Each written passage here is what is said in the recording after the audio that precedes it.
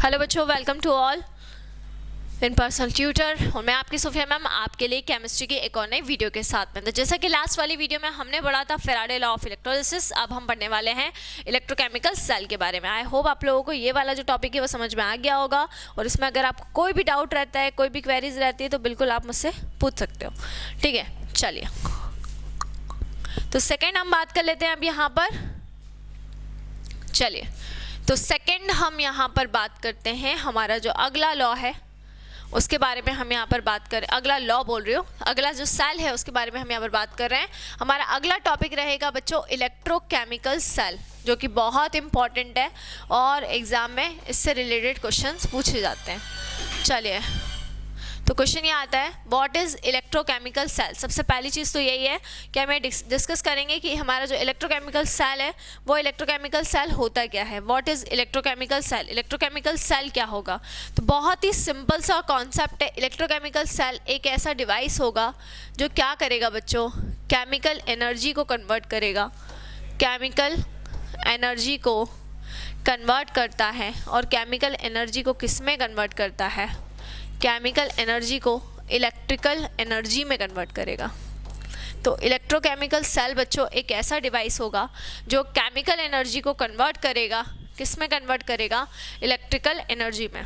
ठीक है, electrochemical cell जो आपका रहता है उसको हम डिफाइन ही इसी तरीके से करते हैं कि इलेक्ट्रोकेमिकल सेल एक ऐसा डिवाइस होता है जो केमिकल एनर्जी से क्या करेगा, इलेक्ट्रिकल एनर्जी को बनाएगा। ठीक है, अब यहाँ पर हम बात करेंगे, ये तो हमने डिफाइन की बात कर ली। अगर हम इसके एग्जाम्पल्स की बात करें तो एक हम इसमें एग्जाम्पल के तौर पे पढ़ते हैं डैनियल सेल। ठीक है, ठीक है, डैनियल सेल, या इसको हम गैल्वेनिक सेल भी कहते हैं। डैनियल सेल को ही हम क्या बोल सकते हैं, गैल्वेनिक सेल भी बोल सकते हैं। ठीक है, चलो बच्चों तो अभी मैं आपको बता देती हूँ कि किस तरीके से ये वर्किंग होती है, इसकी पूरा हम पढ़ेंगे। देखिए तो यहाँ पर आपको सेल पढ़ने के लिए मैंने आपको बेसिक्स पढ़ाया था, आपको ध्यान हो तो। ऑक्सीडेशन में आपको पढ़ा चुकी हूँ, रिडक्शन में आपको पढ़ा चुकी हूँ, उसके बाद में मैंने आपको रिडॉक्स रिएक्शन मैंने आपको ऑलरेडी पढ़ाया हुआ है। ऑक्सीडेशन में जैसे कि मैंने बताया हुआ है इलेक्ट्रॉन किस तरीके से रिमूव होते हैं, रिडक्शन में इलेक्ट्रॉन किस तरीके से गेन होते हैं, ये जो पूरा प्रॉपर प्रोसेस है ये हम ऑलरेडी डिस्कस कर चुके हैं। ठीक है, तो उसके आगे का जो भी कॉन्सेप्ट है वो मैं अब आपको बताने जा रही हूँ, तो देख लीजिए आप वो। यहाँ पर हम सबसे पहले क्या करेंगे, देख सकते हैं आप यहाँ पर हमको अगेन यहाँ पर हमको दो कंटेनर यहाँ पर हमको लेना है। ये मैंने दो कंटेनर ले लिए हैं। ठीक है, एकदम पास पास में ये दो कंटेनर ले लूँगी। ठीक है, ये देखो ये मैंने दो कंटेनर ले लिए है ना। अब ये जो दो कंटेनर मैंने लिए हैं इसके अंदर मैं क्या करूँगी, इसमें मैं वाटर फिल कर दूँगी। इन दोनों कंटेनर के अंदर मैं वाटर फिल कर दे रही हूँ। देखो वाटर फिल कर देंगे, सॉरी लिक्विड फिल कर रहे हैं। और दोनों कंटेनर के अंदर जो सोल्यूशन हम फिल करेंगे वो दोनों सोल्यूशन डिफरेंट होंगे। कौन कौन से सोल्यूशन होंगे ये भी बता दे रही हूँ। ठीक है, अगर हम बात करेंगे फर्स्ट वाले सोल्यूशन, फर्स्ट वाले की, तो पहला वाला जो सोल्यूशन रहेगा वो रहेगा ZnSO4 का जिंक सल्फेट का सोल्यूशन हम यहाँ पर फिल करेंगे। दूसरा वाला जो सोल्यूशन दूसरे कंटेनर में रहेगा वो रहेगा बच्चों कॉपर सल्फेट का सोल्यूशन हम यहाँ पर ले लेंगे। तो एक हमने जिंक सल्फेट का सोल्यूशन लिया है, दूसरा हम यहाँ पर ले लेंगे कॉपर सल्फेट का सोल्यूशन। ठीक है, इतना करने के बाद में दोनों में ही हमको, जैसे जिंक सल्फेट का हमने सोल्यूशन लिया है तो जिंक सल्फेट के सोल्यूशन के अंदर हम यहाँ पर डिप कर देंगे, हमारी जो जिंक की रॉड होती है उसको हम यहाँ पर डिप कर देंगे। तो जो हमने जिंक सल्फेट का सोल्यूशन लिया है उसमें हमने जिंक की रॉड को लगा दिया है, जिंक की रॉड को डिप कर दिया है। कॉपर सल्फेट का जो सोल्यूशन हम यहाँ पर ले रहे हैं उसमें हम कौन सी रॉड ले लेंगे, उसमें हम कॉपर की रॉड ले लेंगे। तो कॉपर सल्फेट का जो भी सोल्यूशन हम यहाँ पर ले रहे हैं उसके अंदर हम कॉपर की रॉड को क्या करेंगे, कॉपर की रॉड को ले लेंगे। ठीक है, ऊपर हमको लगा देना है एक गैल्वेनोमीटर। ठीक है, गैल्वेनोमीटर क्या करता है, ऊपर गलती से भी बच्चों बैटरी मत लगा देना, बच्चे गड़बड़ कर देते हैं। बच्चे गड़बड़ क्या कर देते हैं, ऊपर लगा देंगे बैटरी। बैटरी आपको बिल्कुल भी नहीं लगानी है। बैटरी आपको क्यों नहीं लगानी है उसका रीज़न बता रही हूँ मैं। आपने ऊपर देखिए डिफाइन में क्या बोला है, ध्यान से देखिए। डिफाइन में आपने बोला है electrochemical cell are the device which convert chemical energy into electrical energy. अब अगर आप यहाँ पर क्या करते हैं, हेलो स्टूडेंट्स, सो हम आगे कंटिन्यू करते हैं। हम पढ़ रहे थे यहाँ पर हमारा इलेक्ट्रोकेमिकल सेल, और उसी इलेक्ट्रोकेमिकल सेल को हम आगे कंटिन्यू करने वाले हैं। ठीक है, तो हम यहाँ पे पढ़ने वाले हैं इलेक्ट्रो केमिकल सेल हम कर रहे थे।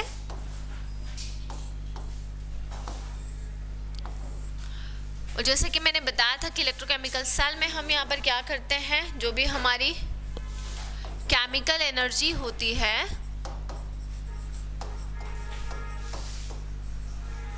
उसको हम कन्वर्ट कर देते हैं किसमें, इलेक्ट्रिकल एनर्जी में। ठीक है, कंस्ट्रक्शन की अगर मैं बात करूं तो कंस्ट्रक्शन में मैंने आपको बताया था कि हम यहाँ पर 2 कंटेनर्स लेंगे इस तरीके से। ये फर्स्ट हो गया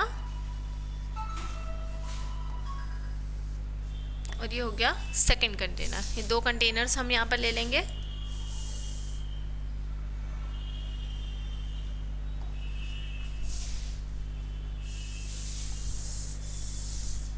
ठीक है, 2 कंटेनर्स हमने यहाँ पर ले लिए और इनमें हम सॉल्यूशन फिल कर देंगे।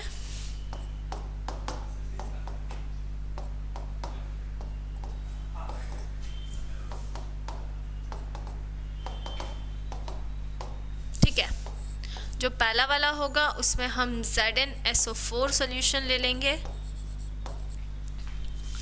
जो दूसरा वाला रहेगा उसमें हम CuSO4 सॉल्यूशन ले लेंगे। ठीक है, तो इस तरीके से हमने 2 सॉल्यूशन यहाँ पर फिल कर दिए थे। उसके बाद में हम यहाँ पर जो फर्स्ट वाला हमारा सॉल्यूशन रहेगा, रॉड्स भी डिफरेंट रहेंगी। इसमें हम यहाँ पर जिंक की रॉड ने ले ली थी और यहाँ पर हमने ली थी कॉपर की रॉड। इस तरीके से हमने रॉड ले ली थी। ठीक है, और ऊपर आपको कनेक्ट कर देना है यहाँ पर एक गैल्वेनोमीटर। जैसा कि मैंने आपको बताया था कि बैटरी आपको गलती से भी नहीं लेना है, क्योंकि ऊपर वाली डिफाइन में ही हम डायरेक्टली क्या कह रहे हैं, ऊपर वाली जो डिफाइन है उसमें हमने डायरेक्टली क्या कहा था, ऊपर वाले डिफाइन में हमने कहा था कि हमें क्या करना है, केमिकल एनर्जी को किस में कन्वर्ट करना है, इलेक्ट्रिकल एनर्जी के अंदर कन्वर्ट करना है। तो ऊपर वाली डिफाइन में ही मैंने आपको ऑलरेडी बता दिया था। दैट्स वाई यहाँ पर हम जो ले रहे हैं, हम ले रहे हैं यहाँ पर बच्चों गैल्वेनोमीटर। तो गैल्वेनोमीटर क्या करता है, गैल्वेनोमीटर का फंक्शन क्या होता है, गैल्वेनोमीटर करता है करंट को डिटेक्ट करने का काम करता है। तो गैल्वेनोमीटर का फंक्शन रहेगा करंट को डिटेक्ट करना, करंट को मेजर करना। ठीक है, तो आपको गैल्वेनोमीटर लेना है कि हमें इलेक्ट्रिकल एनर्जी बनानी है। जब वो जनरेट होगी तो वो हम गैल्वेनोमीटर के अंदर देख पाएंगे।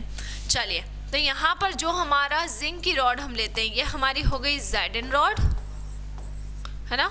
और ये वाली जो हमारी रॉड रहेगी वो कौन सी हो जाएगी, ये हो जाएगी हमारी कॉपर की रॉड।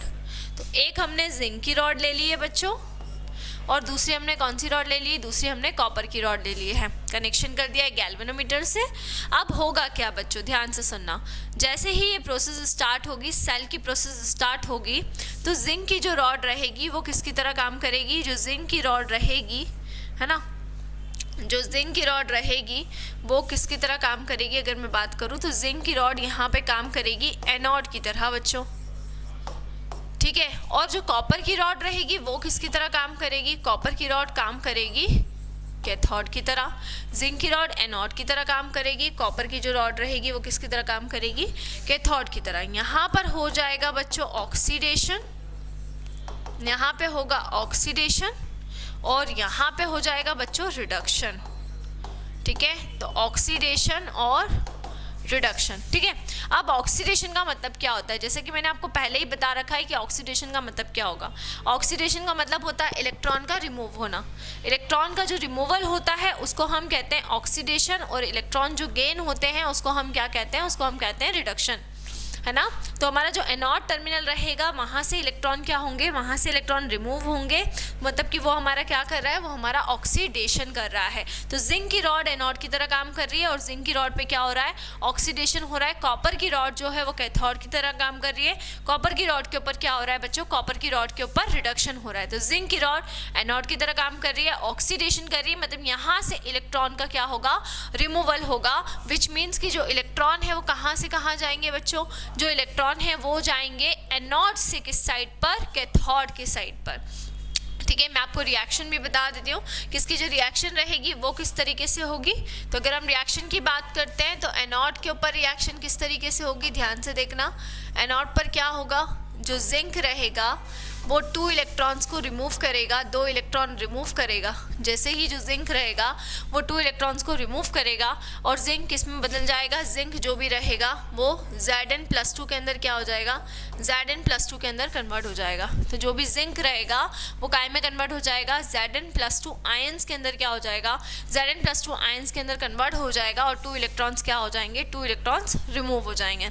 तो जो जिंक की रॉड रहेगी वो यहाँ पर ऑक्सीडेशन करेगी, 2 इलेक्ट्रॉन्स का रिमूवल करेगी और जो भी 2 इलेक्ट्रॉन रहेंगे वो उसमें से क्या हो जाएंगे, रिमूव हो जाएंगे। अगर हम बात करते हैं यहाँ पर किसकी, अगर हम बात करते हैं कैथोड टर्मिनल की, तो अगर हम बात करेंगे कैथोड टर्मिनल की तो इस पे क्या होगा, कॉपर पे +2 चार्ज रहेगा। तो कॉपर पे जो +2 चार्ज रहेगा वो क्या करेगा, 2 इलेक्ट्रॉन को गेन करेगा और कॉपर किस में बदल जाएगा, Cu के अंदर कन्वर्ट हो जाएगा। तो जो जिंक रहेगा वो 2 इलेक्ट्रॉन्स का रिमूवल करेगा, वो Zn+2 में बदलेगा और कॉपर जो वहीं पे रहेगा, कॉपर क्या करेगा, 2 इलेक्ट्रॉन्स को गेन करेगा। जैसे ही कॉपर 2 इलेक्ट्रॉन्स को गेन करता है तो वो काय में कन्वर्ट हो जाएगा, वो Cu के अंदर कन्वर्ट हो जाएगा। ठीक है, तो इलेक्ट्रॉन जो ट्रांसफर होंगे वो कहाँ से कहाँ होंगे, जो इलेक्ट्रॉन का ट्रांसफर होगा वो एनोड से कहाँ पर होगा, एनोड से कैथोड की साइड पे होगा। इलेक्ट्रॉन जो भी रिमूव हो रहे हैं वो किस साइड से किस साइड पे होंगे, इलेक्ट्रॉन्स जो रिमूव होंगे वो एनोड से किस साइड पे होंगे, कैथोड की साइड पे होंगे। इलेक्ट्रॉन का रिमूवल एनोड टर्मिनल से कैथोड टर्मिनल पे होगा। ठीक है, और करंट जो आएगा बच्चों वो करंट कहाँ से कहाँ आएगा, जो करंट आएगा वो कैथोड टू एनोड आएगा। यहाँ पर आएगा इलेक्ट्रिक करंट जनरेट जो होगा उसकी डायरेक्शन क्या होने वाली है, कैथोड से किस साइड पे होने वाली है, एनोड की साइड पे उसकी डायरेक्शन होने वाली है। ठीक है, ये प्रोसेस कंटिन्यूसली चलती जाएगी। जिंक कंटिन्यूसली Zn+2 आयन में कन्वर्ट होता जाएगा, है ना, जिसकी वजह से जिंक की रॉड के आसपास अगर मैं बात करूं तो जो पॉजिटिव चार्ज है जिंक की रॉड के आसपास वो बढ़ता जाएगा, है ना। और कैथोड पर क्या होगा, क्योंकि इलेक्ट्रॉन्स का गेन हो रहा है इसलिए कैथोड टर्मिनल के ऊपर जो इलेक्ट्रॉन्स रहेंगे वो जाते जाएंगे। ठीक है, तो ये प्रोसेस कंटिन्यूसली चलती रहेगी। एक टाइम आने पर ये प्रोसेस स्टॉप हो जाएगी। स्टॉप क्यों हो जाएगी, क्योंकि एनोड टर्मिनल जो रहेगा उसके ऊपर जो पॉजिटिव आयन का कंसंट्रेशन है वो कंसंट्रेशन ज़्यादा हो जाएगा और जो कैथोड टर्मिनल रहेगा उसके ऊपर क्या रहेगा, जो चार्ज का कंसंट्रेशन है वो कम हो जाएगा। ठीक है, जिसकी वजह से इलेक्ट्रिकल न्यूट्रलिटी जो रहेगी वो डिस्टर्ब हो जाएगी। जैसे ही इलेक्ट्रिकल न्यूट्रलिटी डिस्टर्ब हो जाएगी तो ये वाली जो हमारी पर्टिकुलर प्रोसेस है ये प्रोसेस यहाँ पर आकर क्या हो जाएगी, ये प्रोसेस यहाँ पर आकर स्टॉप हो जाएगी। अब क्वेश्चन ये आता है कि जब ये प्रोसेस आकर स्टॉप हो जाएगी तब हम क्या करेंगे। जब ये प्रोसेस स्टॉप हो जाएगी तब हम यहाँ पर यूज़ करेंगे हमारा सॉल्ट ब्रिज बच्चों, है ना। तो ये मैंने यहाँ पर लगा दिया है सॉल्ट ब्रिज। ठीक है, क्योंकि हमें सेल को कंप्लीट कराना है, प्रोसेस को भी कंप्लीट करवाना है, दैट्स वाई हमने यहाँ पे क्या लगा दिया है, हमने यहाँ पे सॉल्ट ब्रिज लगा दिया। तो ये जो हमारा सॉल्ट ब्रिज रहेगा ये सॉल्ट ब्रिज किससे मिलके बना हुआ है, ये जो भी हमारा पर्टिकुलर सॉल्ट ब्रिज है ये बना हुआ होगा अगर जिलेटिन का, है ना।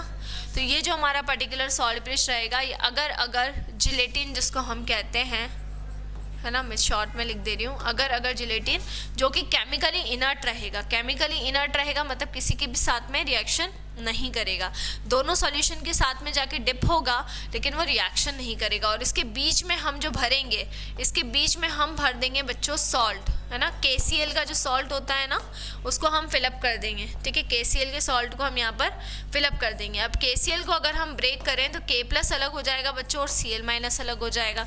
ठीक है, तो जहाँ पर ये KCl क्या काम करेगा, ध्यान से सुनना, जहाँ पे पॉजिटिव चार्ज का कंसंट्रेशन ज़्यादा हो गया है तो वहाँ पे नेगेटिव चार्ज जाकर क्या करेगा, उसको न्यूट्रलाइज कर देगा। और जहाँ पर नेगेटिव चार्ज का कंसंट्रेशन मतलब पॉजिटिव चार्ज कम हो गया है वहाँ पे पॉजिटिव चार्ज चला जाएगा। तो क्लोराइड आयन इस साइड चले जाएंगे, पोटेशियम आयन इस साइड चले जाएंगे, दोनों तरफ से, दोनों की साइड से इलेक्ट्रिकल न्यूट्रलिटी क्या हो जाएगी, इलेक्ट्रिकल न्यूट्रलिटी मेंटेन हो जाएगी। तो दोनों ही साइड से जो इलेक्ट्रिकल न्यूट्रलिटी है वो इलेक्ट्रिकल न्यूट्रलिटी क्या हो जाएगी, वो इलेक्ट्रिकल न्यूट्रलिटी मेंटेन हो जाएगी, ठीक है। और हमारा जो भी पर्टिकुलर सेल रहेगा वो सेल वापस से रीस्टार्ट हो जाएगा, ठीक है। तो सॉल्ट ब्रिज के दो फंक्शन होते हैं बेटा, ठीक है। सबसे पहला तो it maintain the electrical neutrality, ये इलेक्ट्रिकल न्यूट्रलिटी को क्या कर देता है, मेंटेन कर देता है। दूसरी चीज, दोनों सॉल्यूशन को एक दूसरे के कांटेक्ट में आता है लेकिन आपस में मिक्स नहीं होने देता। तो ये दो फंक्शन रहेंगे जो किसके रहेंगे, सॉल्ट ब्रिज के रहेंगे, ठीक है बच्चों। आई होप आप लोगों को इतना समझ में आ गया होगा। तो ये मैंने पूरा आपको फंक्शन बताया इलेक्ट्रोकेमिकल सेल का, जो आपको एग्जाम के पर्पज से बहुत ज़्यादा इंपॉर्टेंट है और पूछा जा सकता है। इसके बाद में इस चैप्टर का एक टॉपिक और बाकी है जो हम नेक्स्ट वीडियो के अंदर पढ़ने वाले हैं। तब तक के लिए हमारे साथ बने रहिए और आपको जो भी डाउट, जो भी क्वेरीज आते हैं बिल्कुल आप कमेंट सेक्शन में मुझसे पूछ सकते हैं, ठीक है बच्चों। मिलते हैं, थैंक यू।